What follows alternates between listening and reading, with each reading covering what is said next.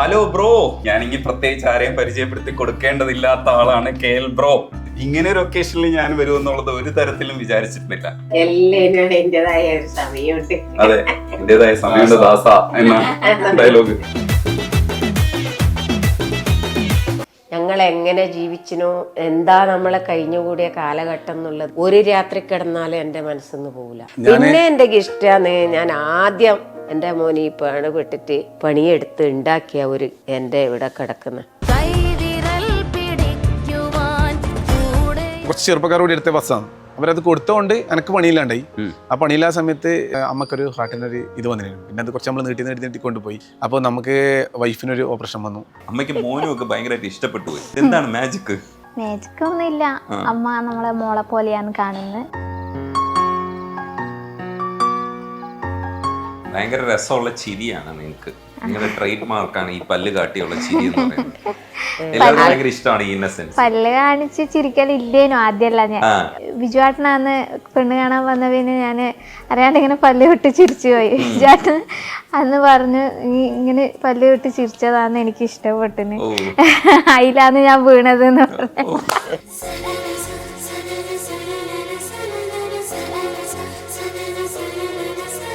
കല്യാണം കഴിച്ചത് കർണാടകത്തിലാണ്. വലിയൊരു ചരിത്ര സംഭവം പറയണ്ട, എല്ലാവർക്കും അറിയായിരിക്കും. നാട്ടിൽ പണ്ടൊന്നും അങ്ങനെ ഇല്ലാത്തതുകൊണ്ട് നമുക്ക് ഗവൺമെന്റ് ജോബ് അങ്ങനെ മറ്റൊരു സംഭവം എല്ലാം കേട്ടിട്ടുണ്ടാവും. എന്റെ ഭാര്യ പ്രത്യേകം അന്വേഷിച്ചായിട്ട് പറയാൻ പറഞ്ഞു. നിങ്ങളുടെ വീഡിയോസ് സ്ഥിരം കാണാറുള്ള ആളാണ്. അപ്പൊ ഞാൻ പറഞ്ഞു KL ബ്രോ അടുത്ത് ചോദിക്കാൻ പറ്റുന്ന 2 ക്വസ്റ്റ്യൻ പറഞ്ഞു തരുമെന്ന് ചോദിച്ചു. അപ്പൊ പറഞ്ഞു അടുക്കളയിൽ അവർ ചെയ്യുന്ന പരിപാടികളൊക്കെ അതേപോലെ ചിത്രീകരിച്ച് കാണിക്കും. അതാണ് വിജയം എന്ന് പറഞ്ഞു. ശരിക്കും അതാണോ വിജയം? നമ്മള് ചില സാധനം പൊട്ടിപ്പോക്കുണ്ട്. ഈ പൊട്ടിപ്പോകുന്ന സാധനങ്ങൾ കാണിക്കൂലേ? എങ്ങനെയാണ് കാണിച്ചിട്ടുണ്ട് കൊറേ. അങ്ങനെ ഒരിക്കൽ കേക്ക് ആക്കിയിട്ട് പൊട്ടിപ്പോയിട്ടുണ്ട്. ഞാൻ പറഞ്ഞു ചേട്ടാ വേണ്ട, അങ്ങനെ കാണിക്കണ്ട. വീഡിയോ തുടങ്ങിയിട്ട് ലാസ്റ്റ് ഇത് ഈ കേക്ക് അടുക്കി പിടിച്ചോയെ ഓട്ട് ചെയ്യിപ്പി. ഒരു 10 ലക്ഷത്തിലധികം ആൾക്കാരാണ് വീഡിയോ. പക്ഷെ ഇത്രയും പണിയെടുത്തോണ്ട് ഈ പൊട്ടിയിട്ട് എനിക്കത് നിർത്താൻ പറയുമ്പോ എനിക്ക് ഞാൻ പറഞ്ഞു സാറില്ല ആൾക്കാർ മനസ്സിലാക്കി പൊട്ടിയാ പൊട്ടിയതല്ല, ആരും കാണൂല. എങ്ങനെ ചെയ്യരുത് എന്നൊരു മെസ്സേജ് കൂടെ കൊടുക്കാം. എങ്ങനെ ചെയ്യാ എങ്ങനെ ചെയ്യരുത് എന്നുള്ളത് അതിന് പഠിക്കാലോ. ഈ കയറി വന്നിട്ട് ഇത്തരം കാര്യങ്ങളല്ല ഞാൻ ചോദിക്കേണ്ടത്, കുഞ്ഞിന്റെ വിശേഷമാണ് ഞാൻ ചോദിക്കേണ്ടത്. എല്ലാവർക്കും അറിയാൻ താല്പര്യമുള്ള ഒരു കാര്യം കുഞ്ഞിന്റെ കാര്യം. ഉറക്കമാണല്ലേ? ഉറങ്ങി. ഇപ്പം പകലും രാത്രിയൊക്കെ ഉറങ്ങുമോ? അതെ, കുഴപ്പമില്ല. ഒന്ന ആവശ്യത്തിന് ഉറങ്ങും, അങ്ങനെ എണീക്കും. ടൈം മാറി തുടങ്ങിയില്ല. ടൈം വന്നില്ല, ഓന്റെ ഇഷ്ടത്തിന് ആദ്യമൊക്കെ ചിലപ്പോ നമുക്ക് അനുകൂലമായിട്ട് വരും. പക്ഷെ ഒന്നും വിചാരിക്കില്ല, എപ്പോഴും പ്രതികൂലം. ഒരു ദിവസം പെട്ടെന്ന് നമ്മുടെ ചെറുത് തന്നെ 1.5 വയസ്സാണ്. അവളുടെ പേര് യാമിക എന്നാണ്, ചെറുതിന്റെ പേര്. 1.5 വയസ്സായി. അച്ഛനമ്മ ഉറക്കില്ലാന്നേ, ഉറങ്ങിക്കഴിഞ്ഞാൽ ഊട്ടിപ്പോ അടിക്കും. വലുതിൻ്റെത് ഇപ്പോ 11 വയസ്സായി. അവളും അച്ഛനമ്മയുടെ കൂടെയാ. അവളുടെ മീതെ കയറി ഇരുന്ന് അവളെ ഉണർത്തിയിട്ടേ പോവുള്ളൂ. ഇവനെ കാണാൻ പറ്റില്ല, പിടിച്ചിറത്തിക്കോ. ഞാൻ ഭയങ്കര ഓട്ടോ. ഇവിടെ വന്ന് നോക്കുമ്പോല്ലേ ആദ്യത്തെ ദിവസം ഭയങ്കര ബോറടിയായിരുന്നു. എന്നുവെച്ചാൽ ഇവിടെ ആരും ഇല്ലല്ലോ. ഇപ്പൊ ഇവിടെ ഈ 5 റൂമുണ്ട്. ഇവിടെ 5 ഫാമിലീസ് കുട്ടികളുണ്ടല്ലോ. ഇവർക്ക് എല്ലാവർക്കും 2 കുട്ടികളുണ്ട്. ഇപ്പൊ മൂത്ത കുട്ടികളെല്ലാം ഫ്രീയാ, 2 പെൺകുട്ടികൾ 1 ആൺകുട്ടി. ഇവരെല്ലാം കൂടി ടീമായി നോക്കുമ്പോൾ ഇവര് ഫുൾ കളിയാണ്. ഇവിടെ ഭയങ്കര ജോലിയാണ്. അതുകൊണ്ട് ഭയങ്കര ഇപ്പൊ ഇങ്ങോട്ട് വരാൻ സമയമില്ല.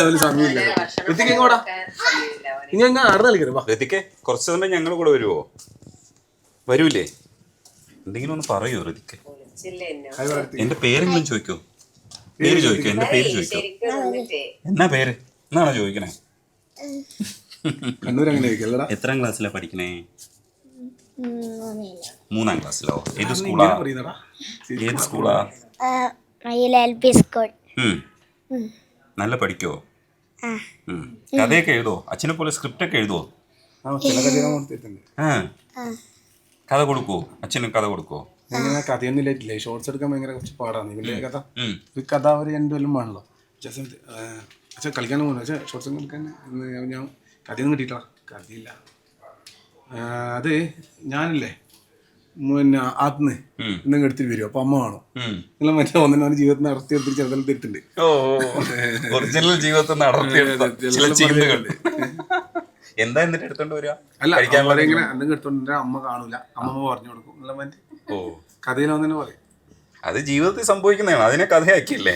ബ്രോയുടെ മൊത്തത്തിലുള്ളൊരു ജീവിതം നോക്കുമ്പോൾ ബസ്സിലെ പണിക്കാരനായിരുന്നിട്ട് ഇപ്പോൾ വലിയ വണ്ടിയൊക്കെ സ്വന്തമായിട്ട് വാങ്ങാൻ കഴിയുന്ന ശേഷിയുള്ളപ്പോഴും ബ്രോ അങ്ങനെ തന്നെ തുടരുന്നുണ്ട്. ലൈഫ് സ്റ്റൈലിൽ ഭൗതികമായിട്ട് കുറച്ച് മാറ്റങ്ങളൊക്കെ വന്നിട്ടുണ്ട്. ഇപ്പം കാറിൻ്റെ ഒരു ഇത് മാറി, അല്ലെങ്കിൽ കമ്പനി മാറി, വലിയ കാറായി എന്നൊക്കെ ഉള്ളൂ. പക്ഷെ നിങ്ങളുടെ ലൈഫ് സ്റ്റൈൽ ഇപ്പോഴും അതേപോലെ തന്നെ തുടരുന്നു. അത് അങ്ങനെ തന്നെ സ്ട്രിക്ട്ലി അങ്ങനെ മതിയെന്ന് വിചാരിക്കുന്നത് കൊണ്ടാണ്. ഒന്നാമത്തെ വെച്ചാൽ ഇതിലൊരു സുഖമുണ്ട്. ഒന്നാമത്തെ. രണ്ടാമതെന്ന് പറഞ്ഞാൽ നമുക്കത് നമ്മളെ കൊണ്ട് പറ്റൂല. എനിക്ക് നല്ല എൻ്റെ നാട്ടിലുള്ള ആരെ കൊണ്ടും അങ്ങനെ ഒരു പ്രത്യേക ഡ്രസ് ഇട്ട് ഇൻസൈഡ് ആക്കിയിട്ട് എല്ലാ ദിവസവും പോകാൻ പറ്റൂല. അത് നമുക്ക് ഒരു എന്തോ പിടിച്ചേറ്റിയ പോലത്തെ ഒരു ഫീലാണ്. ഞാനിപ്പോൾ ഇവിടെ ഇതിപ്പോൾ നിങ്ങൾ എടുത്തു പറഞ്ഞുകൊണ്ട് ഇങ്ങനെ എടുത്ത് ഒരു പാൻറ്റിൽ വന്നാൽ തന്നെ നമുക്ക് കയ്യടിയ വെക്കണ്ടേ കാലടിയ വെക്കണ്ടേ ഇന്നൊരു നമുക്കൊരു കൺഫ്യൂഷൻ. നമുക്കതിനെ പറ്റി വലിയ ഇതില്ല.